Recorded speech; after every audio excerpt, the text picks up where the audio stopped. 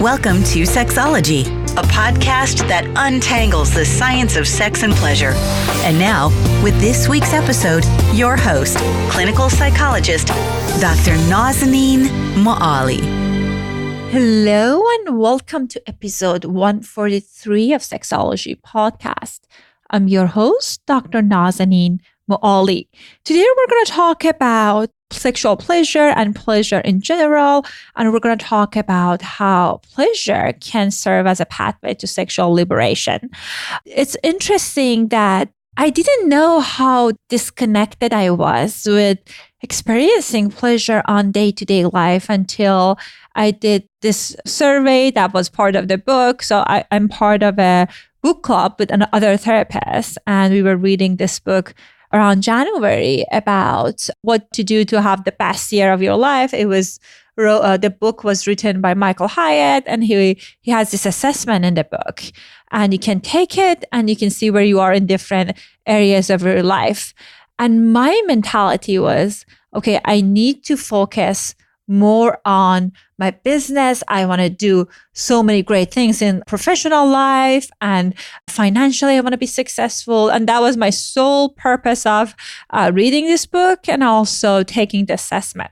So assessment was very interesting. So it has three components. You have a circle of being, which is your spiritual, intellectual, emotional, physical health. There's a circle of relating, which is relationship with your significant other, parental, social, and the circle of doing.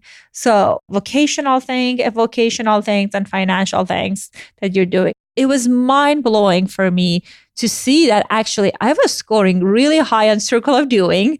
I scored 8 or 9, depending on the category.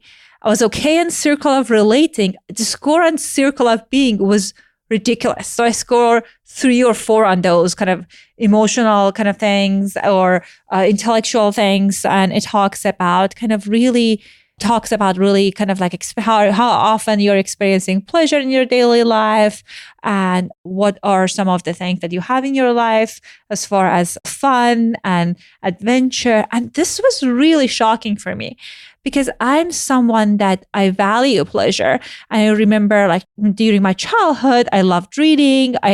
I loved doing kind of fun play activities. And when I was older, I loved experiencing sexual pleasure, and I still do. And thank God for sexual pleasure, because that's the only pleasure that I had until I really checked in with myself this year. And then I decided I'll do whatever I can to make sure I'm incorporating more pleasure and improve my score on circle of being. So I've been scheduling things in my calendar and doing things that would help me to score better on circle of being. And already it has been transformative for my mood, for my relationship. And also it makes me a better clinician, because when you're happier, you're showing up so much more in tune and present in your session. So as far as our presenter today, I attended her presentation. She was a keynote speaker at ASAH conference, which is a conference for a sex therapist, sex educator. And she was talking about importance of experiencing pleasure. And I was like shocked at how relevant this was to my life and the goal I had for this year. And she's such a wonderful, lively, informative presenter. So her name is Dalychia Saah. She's a sexuality educator, professor, writer, and speaker. Through her words and work, Dalychia facilitates space for people to connect deeper with their desire for their body, relationships, life, and our world. Dalychia is a co-founder of Sexology, a pleasure-based sex education platform that creates educational content and workshops to center the pleasure, empowerment, and liberation of Black people. Dalychia is a lecturer, professor at Brown School of Social Work at Washington University in St. Louis, where she teaches graduate-level courses in social theory, social justice, and social education. She also is a sought-after facilitator and keynote speaker for conferences and events related to social justice and or sexuality. She has wrote and featured in so many different articles, and you can read the full bio. I can summarize it, but she has so many accolades and wonderful things that she does. So definitely check the show notes for the entire bio. And without further ado, here's my conversation with Dalychia Saah. Hello and welcome to another episode of Sexology Podcast. I am so excited and honored to have Dalychia Saah in our show. Dalychia, welcome to our show. Thank you for having me. I'm so excited for our conversation today. I was looking forward to this conversation past couple of weeks. I was sharing with you and our listeners in the bio, in the introduction, that how much I loved the presentation you gave at ASAC. And I was telling you that I felt, oh my God, is she talking to me? This is one of the goals that I had for this year, to experience more pleasure. Because as I was going through kind of like my life experiences, progresses I made in life, I noticed that the area that I'm really struggling with is having more pleasure. And I know that was the focus of the conversation you had. Yeah. Know that you're not alone. A lot of us are on that journey as well. Right. I think in our culture, it's just this pressure of kind of perfecting, driving, doing, and working, and no focus on pleasure. So I'm so glad that you are bringing awareness to this. So let us talk about what are some of the internal and external oppressive challenges that gets in the way of people experiencing pleasure. Yeah. And I love what you just said, that like culture is around doing so much. And I think when we take a step back and we realize that we live in a capitalistic society, as a part of like living in, especially like the States, that we live in a capitalistic society where we're constantly getting messages from the time when they were really young about like, what do you want to do when you grow up? Who do you want to be? Like, and there's a lot of stuff around like your career driven and feeling like we have to be constantly working and doing and producing and being productive. And this is not a new concept. This was like Karl Marx like critique of capitalism, is that it doesn't leave room for leisure. It doesn't leave room for the feel-good moments, for the pleasure. That when we're constantly understanding our value, our worth, our purpose as how are we contributing to the productivity of society, it makes us feel really disconnected from leisure. Right. So even the way that we say like guilty pleasure, I hate that we say guilty pleasure.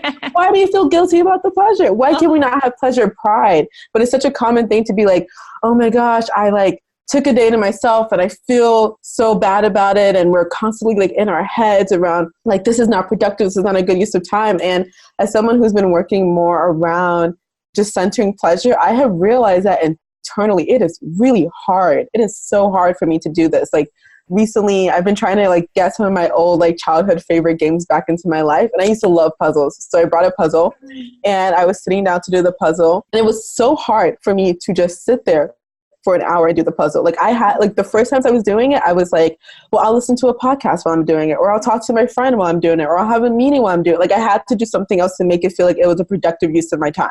Like sitting here and doing this puzzle did not feel productive to me. And that inner dialogue let me know that I was like, oh my gosh, this like society has worked in me, that I have really felt like I'm not having a good day if it's not productive. If I can't say, what does this mean at the end of the day? And that has meant that there are things like there's interests that I have. Like I love pottery. I love pottery since I was little. I've never taken pottery classes. I recently took a pottery class, and the first thought I had was like, how can I make money off of this? I was like, Dalychia dishes coming soon. And then I was like, I had to take a step back and be like, it's okay to do something just for fun. It doesn't have to be going somewhere. It doesn't have to be going to an end goal that is going to make me money or going to be seen as like, oh, this was a valuable thing to do because it has this end result that is productive. And so that mentality and those messages we are getting all over the world, from media, from family, from friends, that like we're supposed to be doing that. And so it feels really, it's really hard to say like, I'm going to sit down and just masturbate today. I'm going to sit down and explore my body. I'm just going to sit on this couch naked and listen to things that make me feel good. Like it's really hard to do that, because that feels like, if I can't sit down and like do a puzzle, like it really feels guilty. It really feels hard to sit down and be like, I'm just going to explore myself sexually. Right. And so there's just so many messages that we get around that. And the other part of it is that we've been receiving messages since we were little that we're not from media, from peers, from communities, that we're not good enough, right? That we have to like make up and do all these things so that we can be enough. So we're not smart enough, we're not pretty enough, we're not thin enough, we're not tall enough, we're not rich enough. All of these things, that this model is also a part of capitalism, right? Like this messages that we get that like there's something inherently wrong with us, and guess who has the answer to our problems? The market. They have the product that's going to make us have less wrinkles. They have the thing that's going to make us skinnier. They have the thing that's going to make us richer. That's going to make us look more successful. And we get into this cycle of perpetuating this like not enoughness, right? That we're not enough. And so it gets really hard to feel like I can do this thing that makes me feel really good, because we're so caught up in like trying to be the standard that society has set for us, instead of just being like, actually, this thing just feels really good to me and I want to do it. And all of those messages impact our relationship to pleasure. Do we feel like we deserve pleasure? Do we feel like we can take time for pleasure? Do we feel like we can center our pleasure?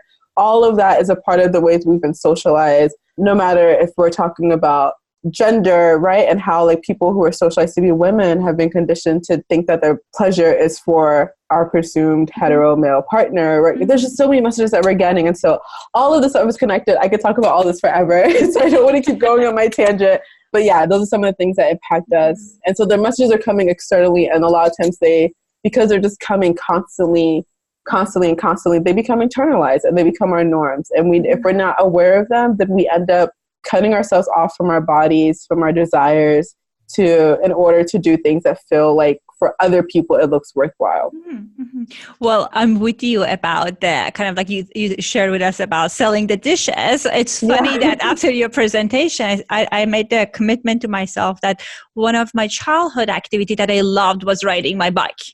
I was just like leisurely riding my bike. I was like, oh, I can do this. Little I know, like a week later, I had these apps on, like tracking my miles, trying to cover more mileage, turned to this like crazy frenzy. I was like, oh my God, this is anti-pleasure. And it's just so programmed in us. Yes. Definitely. I can completely relate to that. I feel like that's like the common experience that like and because it's so common that like so many of us have just learned that like we have to have this like ridiculous end goal for this thing that just makes us feel good. And the goal can just be like, it makes you feel good. And so like Audre Lorde has this great, in the use of the erotic, which is one of my favorite essays, and she talks about the power of the erotic. And she talks about how, living in oppressive societies or the society we live in is constantly asking us, like, what are you doing? What are you doing? What are you doing? What are you doing? And our erotic asks us to ask ourselves, how are we feeling? How are we feeling? How are we feeling? And so if we tune into that feeling, then it's like, actually, I feel really good riding my bike right now. And that is the goal. It's not about the miles. It's not about how far I got. It's not about how long. It's like, how did it make me feel? It made me feel good. And that is the goal. And I think we live in a society that emphasizes doing over feeling. And so pleasure and eroticism is really getting us back to like, what are the things that make us feel like our authentic, full, loving, erotic, curious, playful selves? And how can we just do more of that? Right. And I think the other piece of it is like the focus that people have that I have to earn this. So I see my colleague that like I've seen so many clients, I'm in the verge of burnt out. So now I earn the kind of this indulging in this pleasurable activity versus thinking as a human being, we deserve to experience pleasure. Yes.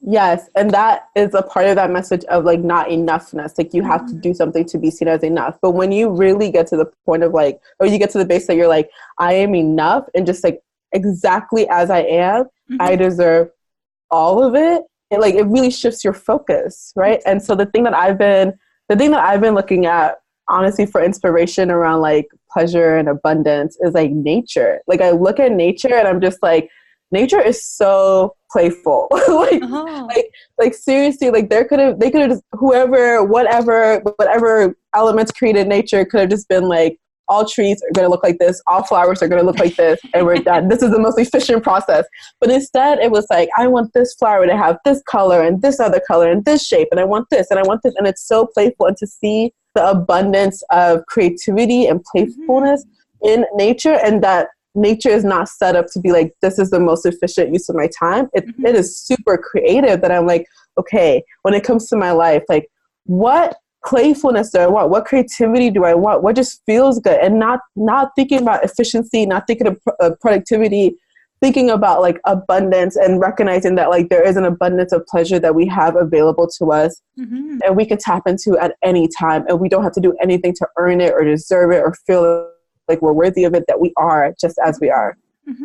And one way that it shows up sexually, exactly what you mentioned, that at least in the clients that I see in my office, they're coming in, they're saying that, oh, I want to have like sex. So it's important for my marriage or for my relationship, and my pleasure belongs to the relationship. And they're just so disconnected on how it feels in their body, how beneficial it is for them. And I think ironically, that hurts the quality of like sexual experiences they have with their partners. Yeah. So like one of the stories I shared during the ASEC talk was like how I didn't bring myself to orgasm via masturbating until I was like in my 20s. And it was like a life-changing experience, because before then, like everyone from my friends to my family to media, as someone who identified and was socialized as a woman, everyone was telling me that like sex was not really pleasurable for me, that it was for my partner. It was for my presumed hetero male partner, that like it was about making him happy, that like if I didn't give him what he needed, he was going to go somewhere else,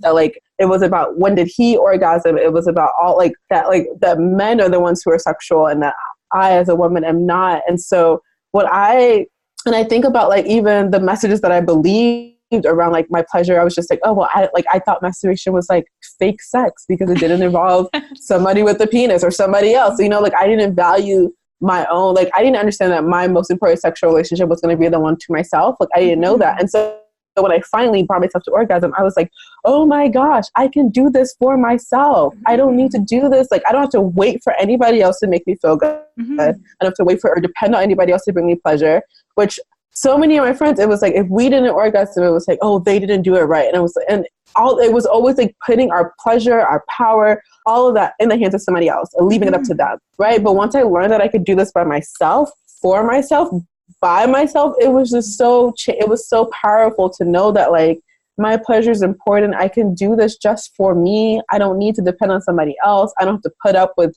bad sex because like I want or whatever. And it made me so much more empowered to know myself and to know what I'm not going to tolerate and to know what I want, And so it makes, when people are saying like, I want to have sex for this person, unless there's someone who is like identifies as asexual or has a low sex drive and are just like, this is important for my partner and I'm willing to do it.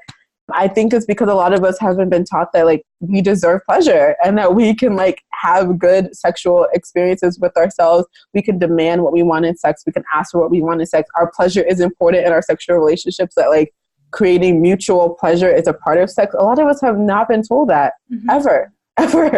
Right. And it's just so unfortunate when I hear from my friends and from my clients when they talk about masturbation as a form of less than partner sex. So it's a placeholder until you're having sex with someone else. And I think to me, it can be an absolutely different experience in a sense that you're giving the pleasure to yourself. You are taking care of yourself. And it's just, I think can be very powerful part of self-care for everyone. It is so powerful. I think a lot of us who have been taught to masturbate, or a lot of us who masturbated when we were younger or like at home, we learned to masturbate in ways that were really like sneaky. Like we were hiding it. We were trying to be quiet. We didn't want people to find out, you know, like you don't want your roommate to hear. And so there's this like way that a lot of us have been conditioned to thinking around masturbation, but we don't think about it the way that we think about sex with other people. Like all the time I'm asking people, I'm like, do you romance yourself? Do you fuck yourself? Right? Like the things that you would do for somebody else, like you're going to put on a sexy outfit, you're going to put on the music, you're going to put on your makeup, your heels, you're going to do a little sexy dance, like all the things you would do for someone else, we have a really hard time doing it for ourselves. And that is connected to like us not centering our pleasure, right? Because we think that like it's okay for us to like do all of this for someone else. It's okay for us to show up for our friends. It's okay for us to do something because our boss asked us. It's okay for us to do something because like this person wants it, but it's not okay that we want it for ourselves. And so learning to like really put on a masturbation show for yourself, you know, is one of the models and the practices of learning to like do something because it makes you feel good and because you are important enough to do it for yourself. And I really liked it when you talked about how it's at times rooted in the shame that people experience masturbating as a kid. I had this client like many years ago, we talked about like he had issues around sex, and I asked him, where do you masturbate like as an adult male? So like, in my bathroom, and I want to get over with it, because just like, that's how I always done it. And we talked about him kind of like celebrating it, doing it in his room, kind of like touching like other part of his body first. And that was transformative for him. Because as you said, many people, even if they realize they can masturbate, they learn to do it sneaky way and they have guilt around it, or they just don't celebrate it as a way that they should, I guess.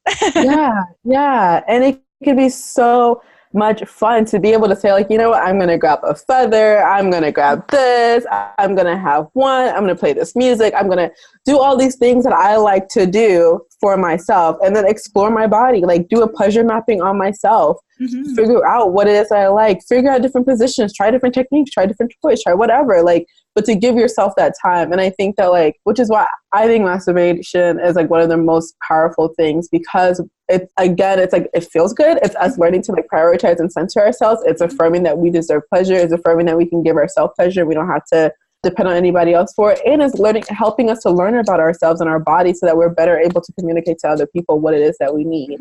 But so many of us have so many negative messages around it, and so we don't get to enjoy that pleasure. Right. And I know one of the points that you mentioned during the conversation at the conference was how pleasure can be a pathway to sexual liberation. So can you tell us more about that?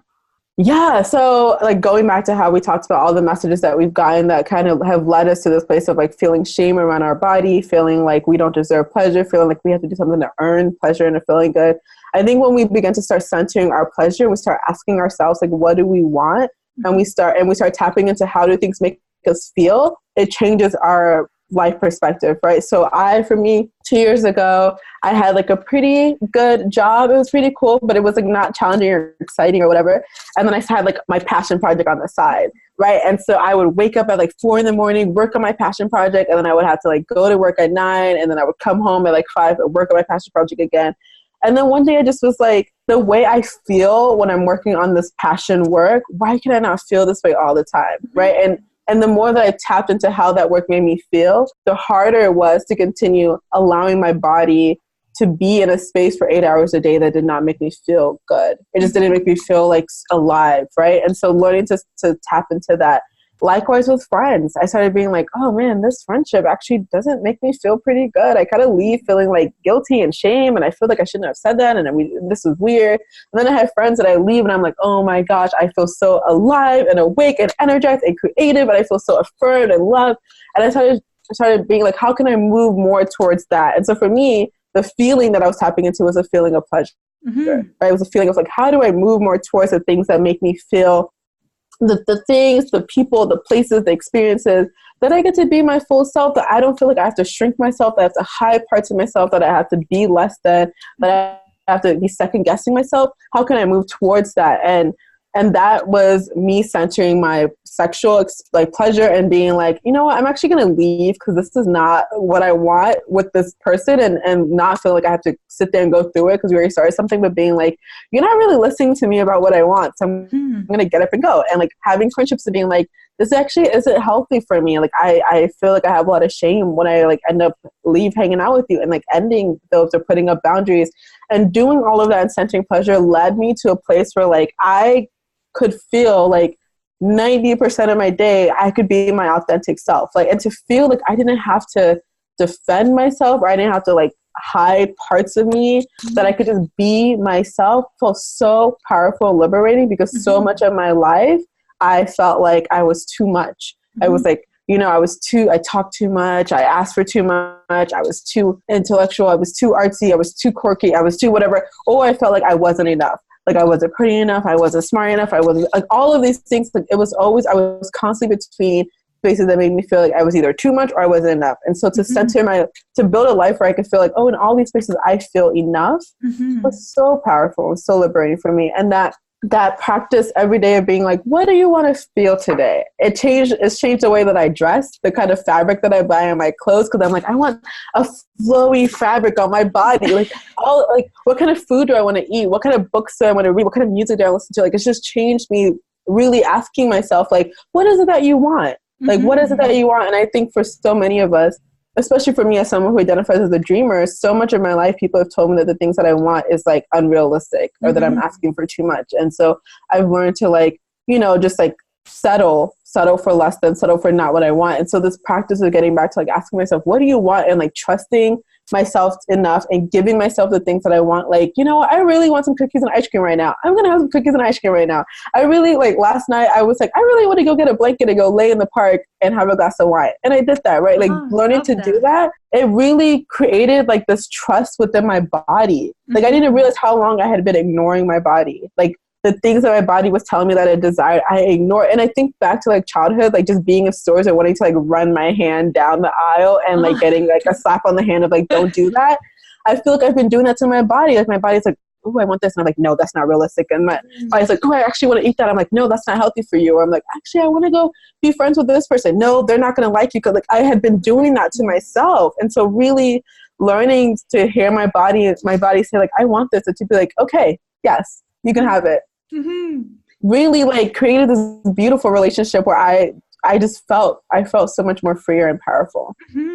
Well, I love when you were talking about this idea of enoughness. I say that myself at times with my clients all around that we have this idea of kind of abstract idea what enough looks like. And especially when it comes to sex and sexuality, people are thinking, so they don't get like good sex education. So they have some idea about like what enough perhaps looks like based on porn or like what they've seen in media. And they just constantly living in this state of panic. And then they trying to kind of change who they are based on that. For example, if they're not climaxing, they're not orgasming in a way that it's like portrayed in the media, then it's not good enough. If their experience, their desire doesn't match that, it's not good enough. So I love that you're telling us that kind of to tap into your internal sense for pleasure and use that as a map.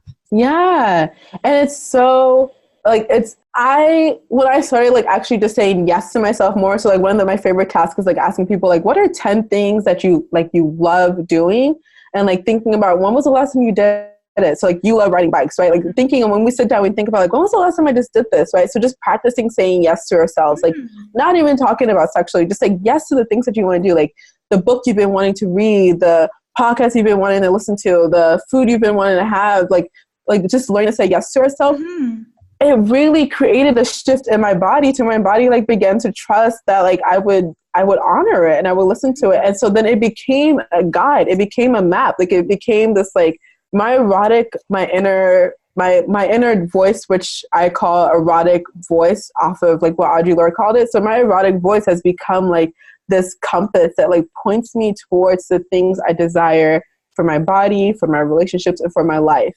And it has like, and in the way of getting pointed towards things I desire, I've also learned the things that I despise that I was doing. Like there were so many things that I was just like doing because I thought I was supposed to, because this is what adults do. And I was like, I hate doing this. I don't enjoy it. And moving towards the things that I desire has just been so powerful. It has felt like a map, like an inner map that I have learned to trust and like honor and listen to. And it has led me to such beautiful, beautiful work. Like I think even when I did the talk, so many people were like, you speak so confidently, you speak so like passionately. And I'm like, that's literally because like I have learned to trust myself and to trust my like body. And if my body is like, no, this feels good, I'm like, okay, it feels good, we're doing it. I'm not going to doubt it. I'm not going to shame it. I'm not going to judge it. I'm like, I am trusting the things that my body is telling me that it desires. And that has led me to feeling like, it just has led me to feeling very authentic and secure in myself. And I think it comes with kind of when you're talking about pleasure, at times, if that's something that you are trying to kind of practice, it comes with a little bit of shame. It's funny when you were talking about at a conference about what you find pleasurable. I have a very creative mind. I could come up with 20 things, and you said like share with other people. I was sitting next to wonderful people, but I said, I don't want to scare them off. Page it back. What would be a decent, pleasurable thing that I can share with people? And I think we do that with ourselves all the time. Yeah. About this is a wonderful idea, but no, that's not okay. Maybe perhaps I can experience pleasure with kind of like with food, which would be good. But again, you're still holding you back from everything that you want to do, and it's pleasurable. Yeah.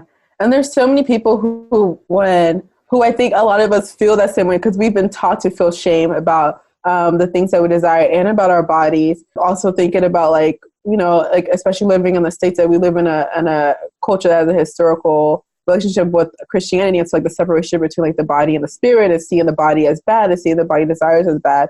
And so for a lot of us, the things that we desire, we feel shame around it. And I'm not even, but then when people talk to you about it, it's like, I'm like, that was it?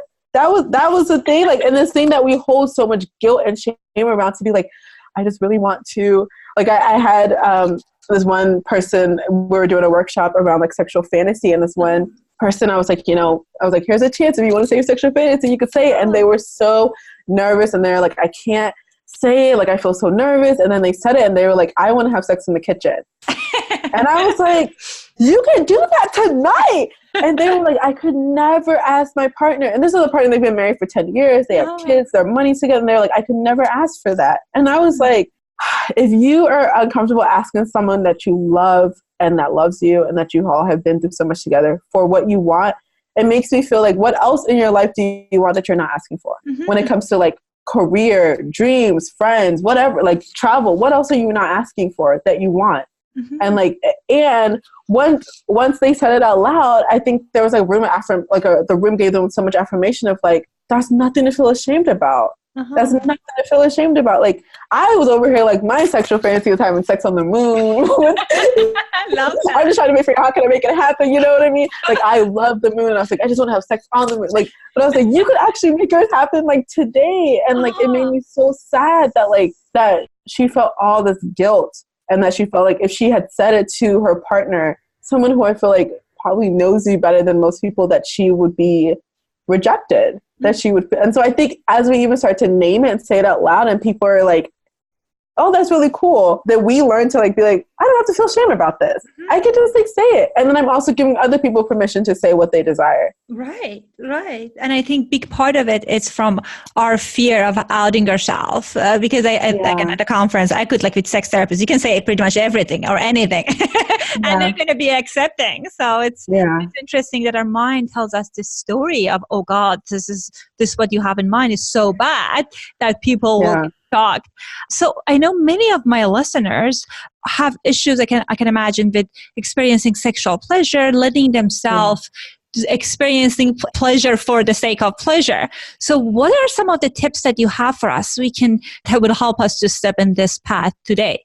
Yeah. So my favorite suggestion, and the place that like I typically start my day, is like tapping. It's like learning to start living sensually. So tapping into your senses, your 5 senses, right? And so or whatever senses you have access to. So sight, touch, hearing, feeling, smell. And starting to ask yourself, like, what things feel good to my senses, right? And so once I learned that, like, I like essential oils, so I got a diffuser, and I would like start off my day with like jasmine, you know, and learning like what music I want, like curating playlists for me for different moods that I have. And all of that was important because we navigate so much of our day turned off from our body, and then we expect to turn on when it comes to sex. But you've been ignoring your body all day. You go to work, you wake up, you're just like, people wake up and they're just like, I don't want to go to work. And they're like at work and they're just like, I want to go home. And like our body is just like so like disengaged. And then it comes to sex and we think that we're just going to automatically turn on and our body's going to be ready to like engage, when it's like, you've been ignoring me all day. It's like learning how to talk or tune into your senses is like, what can you do throughout your entire day to engage your body? So whether that's listening to music, or you're like, I'm going to take this furry thing to my office because I like the way it feels, or I'm going to get a diffuser, or I'm going to like light. I love lighting candles. Like fire feels really erotic for me. Like these things that feel small, but it gives our body like a little bit of signal of like, I'm listening to you. I'm honoring you. I'm here for you. Like, what do you want? What do you need? And that makes it so much easier to like, when you learn to like stay turned on all day, and I'm not even talking about turned on sexually, but turned on like connected to your body, it's so much easier to be like, oh, now we're going to turn on sexually and to make that transition. So that's one way I love to start. And then I think, again, going back to like the learning to say yes to ourselves more. And so just like sitting down and making a list of like, what are 10 things that you love doing? And like, how can you say yes to yourself more about those things, to do those things, things you want to do, people you want to be around, places you want to go? Like, how can you just like say yes to those things more? And then we talked about the power of masturbation, so I hope people feel inspired to masturbate more. And but creating like a pleasure moment for yourself, and like not saying like I have 10 minutes to orgasm, but like sitting down and like carving out 30 minutes, 15 minutes, an hour, a day, how much you can to like say like, I'm going to do something that feels good for me. And the goal, again, moving away from the goal orientation of like, what was I doing, and tapping into the feeling. You can sit down for 15 minutes and just run a feather around your body and like see where it feels good. And the goal does not have to be to orgasm. The goal does not have to be to come. The goal could just be like, I just want to figure out what feels good to my body. And I think when we get to like explore, it really helps. I think we think about sex as this really serious thing. Media portrays it as this like really intense, passionate, deep thing, which it can be, but it also can be fun and playful and creative. And when we're playing, we fall, we make mistakes, we have awkward moments, we find out things, we laugh, we giggle, like, and allowing that energy to come into our sexual experiences, I think makes a difference. It creates space for exploration, for discovery, for learning. And that's really what we need when it comes to our sex. I love that you shared with us so many useful tips that we can do to kind of tune into our body and kind of really paying attention to it. So when it comes sexually, we are still showing up in our bodies and are able to kind of experience sexual pleasure. So it's added on versus like turning on and off your connection with your body. But we know that's not how it works. I noticed we're toward the end of our time, and I bet our listeners would love to learn about the content that you have online, learn about yourself and your research and all the great things that you're doing. So where they can find you? Yeah, so I am the co-founder of Afro Sexology, and so that's where I'm mostly doing work. And so Afro, AFRO, SEXOLOGY. So our website, our Instagram, Twitter, Facebook, we're constantly sharing really great content. We have such a beautiful community that are always having the great sex positive, pleasure-based conversations. And then me personally, Dalychia Saah, like I'm one of a kind with my name. So you can find me pretty easily if you Google it, but it's just DALYCHIA, and my last name is SAAH. And so my website is dalychiasaah.com.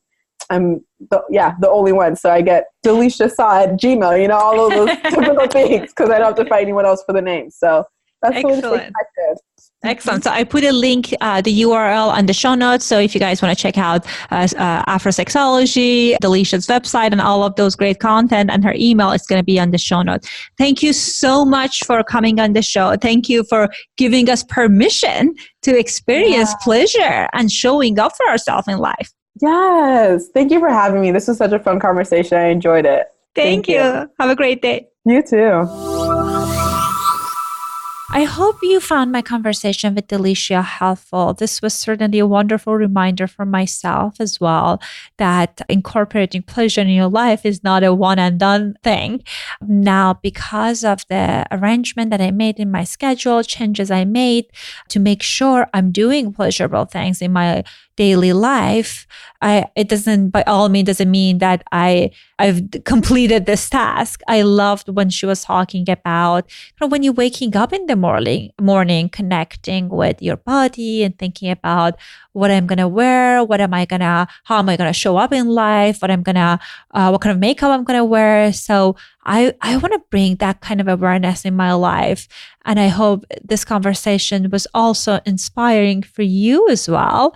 At the end, I wanted to ask you if you like this show, please make sure you're subscribing, sharing it, and more importantly, leave us an honest review on iTunes.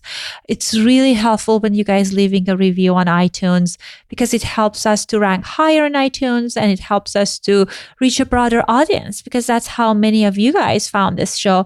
Anyhow, I'm super grateful for every single one of you guys, and I'll talk to you guys next week. Thanks for listening to the Sexology Podcast. For more great content, visit www.sexologypodcast.com. Please be advised that information presented on this podcast is not a substitute for seeking help from a licensed mental health provider.